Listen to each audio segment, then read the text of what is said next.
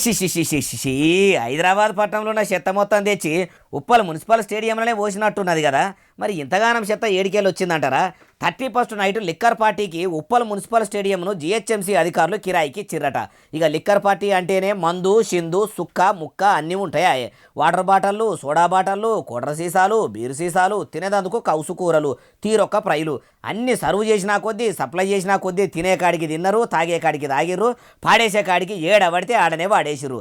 దావత్ మొత్తం అయిపోయినాక చూస్తే ఏమున్నది, స్టేడియం మొత్తం చందన అయింది. పొద్దుగాల లేచి వాకింగ్లకు పోయినోళ్ళు కాలు పెట్ట సందు లేకుండా మొత్తం బీరు సీసాలు, కోటర్ సీసాలు, ప్లాస్టిక్ కవర్లు, సగం తిని పడేసిన బువ్వ మొత్తం గలీజ్ అయింది. రేవంత్ గారు ఓ పారి అసెంబ్లీలో రెచ్చిపోయి మాట్లాడిన వీడియోని ఇట్లా వైరల్ చేస్తున్నారు. క్రీడల కోసం నిర్మించిన గచ్చిబౌలి స్టేడియంలో తాగి ఊగడానికి ఎవరైనా బాధ్యత ఉన్నాడు ఇస్తాడా అధ్యక్ష?